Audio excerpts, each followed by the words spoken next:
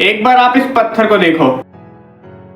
देख लिया? तो क्या आपने इस पत्थर को नोटिस किया था हमारे नारुतो शिपुडेन में? ज्यादातर लोगों ने नहीं किया होगा, पर जिन लोगों ने भी किया होगा उनको इस पत्थर की इंपॉर्टेंस नहीं पता होगा। पर क्या हो अगर मैं आपसे बोलूं, अगर नारुतो एनीमे के अंदर ये वाला पत्थर नहीं होता तो हमारे नारुतो शिपुडेन की स्टोरी लाइन पूरी तरीके से अलग होती।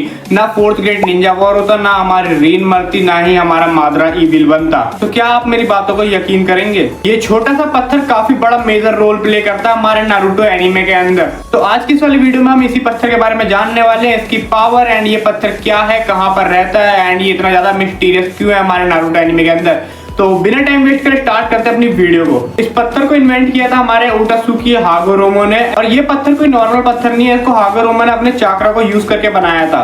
और जो चीज इस पत्थर को खास बनाती है वो है इसके ऊपर लिखी हुई चीजें, जो कि हमारे हागोरोमो ने चाकरा का यूज करके लिखा था। इस पत्थर पे क्या लिखा है इसके बारे में हम आगे वीडियो में जानेंगे, पर पहले हम बात कर लेते कि ये पत्थर हमारे नारुतो एनीमे में एग्जिस्ट कहां पर करता है। ये पत्थर हमारे नारुतो एनीमे में कोनोहा विलेज के अंदर ही हमारे एक अंडरग्राउंड चैम्बर के अंदर एग्जिस्ट करता है, जिस चैम्बर का नाम है नाकाश्रीन। ये चैम्बर हमारे उचिया क्लैन के साइड में ही पड़ता है और इसके अंदर खाली हमारे उचिया ही जा सकते हैं। इसके अंदर और अदर क्लैन के या फिर कोई नॉर्मल बंदा अलाउ नहीं है जाने इस चैम्बर के अंदर। अगर आपको इस चैम्बर के ऊपर फुल डिटेल में वीडियो चाहिए तो आप मेरे को कमेंट करके बताना, मैं इसके ऊपर फुल डिटेल में वीडियो ले आऊंगा। तो अब बात कर लेते हैं कि इस पत्थर के ऊपर लिखा क्या था। तो देखो, हमारे जो ओटासुकी हागोरोमो थे उन्होंने कई सारी चीजें लिखी थी इसके ऊपर, जैसे कि उन्होंने लिखा था कि अगर हमको शिनोबी वर्ल्ड में पीस लाना है तो हमें उसको लड़के या फिर हमें किसी इल्यूजन से नहीं लाना चाहिए, हमको समझौता करके भी ले आना चाहिए। जरूरी नहीं है कि जो हर सवाल का आंसर होता है वो हमें लड़ाई करके ही आना चाहिए। और उन्होंने लिखा था कि जो हमारा जूबी है, हमारा टेंटेल है, उसको कभी भी जगाना नहीं है हमारे शिनोबी वर्ल्ड के अंदर। और ऐसा उन्होंने क्यों लिखा तो आपको पता ही होगा, Naruto Shippuden fourth great Ninja war के अंदर जब मादरा और नारुतो ने टेंटेल को जगाया तो फिर किस लेवल पे तबाही मचाई थी उन्होंने शिनोबी वर्ल्ड के अंदर।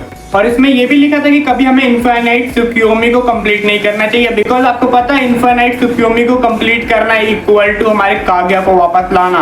और आपको पता ही है कि हमारे हागोरोमो ने हमारे काग्या को सील किया था। और इन्होंने एक और स्पेशल चीज लिखी थी हमारे उचिया क्लैन के बारे में कि जो उनका शारिंगान होता है उनको कैसे शिफ्ट किया जाता है, कि जैसे शारिंगान से मांगेक्यू शारिंगान, फिर उससे इटर्नल मांगेक्यू शारिंगान, देन हमारा रिन्नेगान की, ये सब कैसे शिफ्ट करना है, ये सब कुछ हमारे हागोरोमो ने उस पत्थर में लिखा था। तो अब आपके मन में एक सवाल आ रहा होगा कि इस पत्थर के अंदर सभी सही बातें लिखी है, तो फिर फोर्थ ग्रेट निंजा वॉर इस पत्थर ने कैसे कराया? तो इसको एक एग्जांपल से समझते हैं कि सोचो आपके जो प्रिंसिपल है स्कूल के, वो आपके मॉनिटर को कहते हैं कि कल सभी बच्चों को कह दो कि स्कूल जरूर आना है एंड कुछ स्पेशल इवेंट है कल स्कूल में।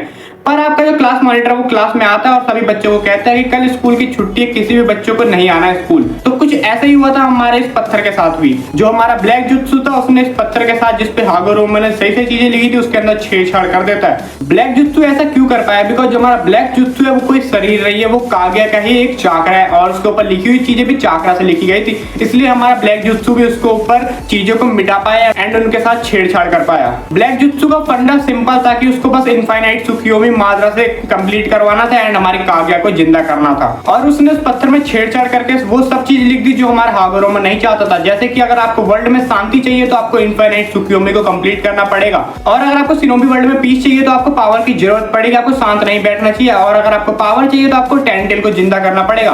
और आपको पता है कि जो हमारा मादरा वो शिनोबी वर्ल्ड में पीस लाने के लिए कुछ भी करता, जो हमारा मादरा था वो हमारे जेनुत्सु से मैनिपुलेट हो जाता है एंड वो सब करता है कि जो हमारे हागोरोमो ने उसमें नहीं लिखा था। हमने देखा कि उसने फोर्थ ग्रेट निंजा वॉर में हमारा इनफाइनाइट त्सुकियोमी को भी कंप्लीट किया था, जहां पर उसने सभी लोगों को सपने की दुनिया दिखाई थी एंड उसने टेंटेल को भी जिंदा किया था। ब्लैक जुत्सु का ये वाला राज कब खुलता है? तो देखो, जब हमारा इनफाइनाइट त्सुकियोमी कंप्लीट होता है तब हमारा हागोरोमो आता है एंड वो देखता है कि जो हमारा इनफाइनाइट त्सुकियोमी है वो प्रमोट हो रहा है। तब हमारा हागोरोमो कहता है कि मैंने कभी भी उचिया स्टोन के अंदर इनफाइनाइट त्सुकियोमी को प्रमोट नहीं किया। और जब ब्लैक जुत्सु हमारा लास्ट में मादरा से बिट्रे करता है तब वो साफ साफ मादरा को कहता है कि मैंने हमारे उचिया स्टोन के अंदर छेड़छाड़ किया था एंड तुम्हें मैनिपुलेट किया था हमारे काग्या को जिंदा करने के लिए। ब्लैक जुत्सु ने उस स्टोन के अंदर ऐसा जहर मिलाया कि मादरा को उसका टेस्ट जब आया जब सब कुछ खत्म हो चुका था। तो गाइस, ये थी हमारी उचिया स्टोन की फुल स्टोरी। और अगर आपको हमारे उचिया चैम्बर के बारे में भी फुल वीडियो चाहिए डिटेल में तो आप मेरे कमेंट करके बता सकते हो। तो आज की वाली वीडियो में इतने, मिलते हैं अपनी अगली वीडियो में, तब तक tata bye bye, take care, peace out.